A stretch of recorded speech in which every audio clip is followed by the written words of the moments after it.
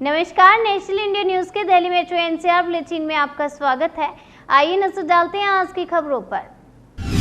दिल्ली विधानसभा की कमेटी के सामने फेसबुक को होना पड़ेगा पेश, सुप्रीम कोर्ट का सम्मन रद्द करने से इनकार। कोर्ट ने साफ किया है कि कानून व्यवस्था दिल्ली विधानसभा के अधिकार क्षेत्र में नहीं आता है, इसलिए अजीत मोहन इससे जुड़े सवालों का जवाब देने में कमेटी को मना कर सकते हैं। यूपी के कई जिलों में ब्लॉक प्रमुख पद के नामांकन के दौरान बवाल, सीतापुर में गाड़ियों पर फेंके गए ग्रेनेड। सीतापुर में नामांकन के बीजेपी और निर्दलीय उम्मीदवार को समर्थकों के बीच झड़प हो गई। इसमें 3 लोग गंभीर रूप से घायल हो गए हैं, 4 लोगों को गिरफ्तार किया गया। शिकायत अधिकारी की नियुक्ति पर दिल्ली हाईकोर्ट की ट्विटर को 2 टूक। नए आईटी नियमों के उल्लंघन पर केंद्र कार्यवाही के लिए स्वतंत्र। ट्विटर ने दिल्ली हाईकोर्ट को बताया कि वह आईटी नियमों के अनुपालन के लिए भारत में एक संपर्क कार्यालय स्थापित करने की प्रक्रिया में है। यह कार्यालय उनका स्थायी होगा। काम संभालते ही आईटी मंत्री अश्विनी वैष्णव की ट्विटर को चेतावनी, कहा देश का कानून मानना ही होगा। ट्विटर की मनमानी पर मीडिया के सवालों का जवाब देते हुए अश्विनी वैष्णव ने साफ कर दिया है कि देश का कानून सबके लिए बराबर है और हर किसी को इसे मानना ही होगा। ईंधन की कीमतों में बढ़ोतरी का किसानों ने किया विरोध, हॉर्न बजाओ दिवस भी मनाया। किसान नेता लखबीर सिंह ने बताया कि आज किसानों ने 2 घंटे तक प्रदर्शन किया। किसानों ने मांग की कि ईंधन की कीमतों को आधा किया जाए। किसानों ने 5 मिनट तक अपनी गाड़ियों के हॉर्न भी बजाए।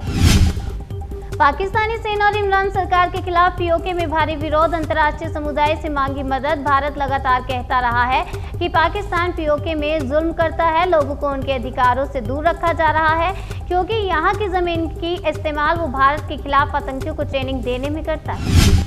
अगली खबर गुजरात से है। कोरोना काल में निकलेगी भगवान जगन्नाथ की रथ यात्रा, कोविड नियमों का किया जाएगा पालन। गुजरात सरकार की ओर से कहा गया है कि कोरोना नियमों का पालन करते हुए ये रथ यात्रा निकाली जाएगी। इसका लाइव प्रसारण भी किया जाएगा। लंबे समय बाद यात्राओं में मिलने लगी ढील, अब कनाडा समेत इन देशों में जा सकेंगे भारतीय। कनाडा के अब तक भारत की कोवैक्सीन और रूस के स्पुतनिक वी को मंजूरी नहीं दी है, जो पूरी तरह से वैक्सीनेट नहीं है या कनाडा सरकार द्वारा मंजूरी नहीं की गई वैक्सीन ले चुके हैं, उन्हें 3 दिनों के लिए क्वारंटाइन में रहना होगा। एक क्लिक पूरी जानकारी। ओटीटी सोशल मीडिया के लिए जारी की गई नई गाइडलाइन का आप पर क्या असर होगा? नए नियमों से अब फेसबुक, व्हाट्सएप, इंस्टाग्राम और ट्विटर जैसे सोशल मीडिया प्लेटफॉर्म का गलत इस्तेमाल करना बंद हो जाएगा। नियमों में सरकार ने कोड ऑफ एथिक्स की बात कही है। बीएसईएस दिल्ली मानसून के लिए है पूरी तरह तैयार, अब बारिश में भी मिलेगी बेहतर बिजली सप्लाई। दिल्ली में मानसून पहुंचने वाला है। इस बीच उपभोक्ताओं को सलाह दी जाती है कि CERC के निर्देशों के मुताबिक बिजली के उपकरणों से अपने घर, बालकनी और छज्जों की उपयुक्त दूरी बनाए रखें। पेट्रोल डीजल के दाम घटाने के लिए आरबीआई गवर्नर ने सरकार को दी सलाह, कहा कम करे टैक्स। पेट्रोल डीजल की कीमतों पर चिंता जताते हुए आरबीआई गवर्नर ने सरकार को कुछ सुझाव दिया। उनका मानना है कि इससे भारतीय अर्थव्यवस्था में भी सुधार आएगा। सीडीसी का दावा, अमेरिका में डेल्टा वेरिएंट के कारण तेजी से बढ़ रहे हैं कोरोना संक्रमण के मामले। अमेरिका में डेल्टा वेरिएंट के कारण कोरोना संक्रमण के मामलों में तेजी आ रही है। सीडीसी के अनुसार नए मामलों के 7 दिन का औसत 2 सप्ताह पहले ही तुलना में 21% बढ़ा है। लॉन्च हुआ वन मुंबई मेट्रो कार्ड, यात्रियों को पहली बार मिलेगी ये सुविधाएं। इस कार्ड को खाने पीने के सामान के साथ ही रोजाना के सामान की खरीदारी, दवाइयों और टिकट की खरीद के लिए भी प्रयोग किया जा सकेगा। मास्टर कार्ड की तरफ से कहा गया है कि इस नए कदम के साथ ही वो सरकार को ट्रांसपोर्टेशन डिजिटाइजेशन में मदद करना चाहते हैं।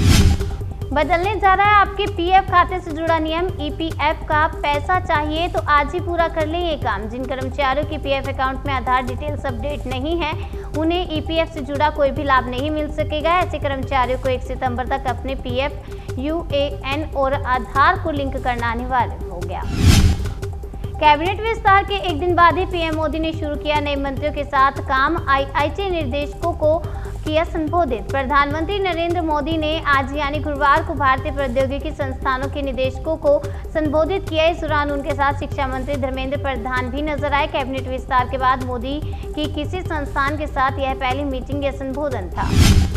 यूपी दौरे पर ओवैसी, कहा इस बार एमवाई नहीं A to Z समीकरण चलेगा। असदुद्दीन ओवैसी ने बहराइच में AIMIM के पार्टी कार्यालय का उद्घाटन किया। यहां उन्होंने लोगों को संबोधित करते हुए कहा कि इस बार एमवाई नहीं A to Z समीकरण चलेगा।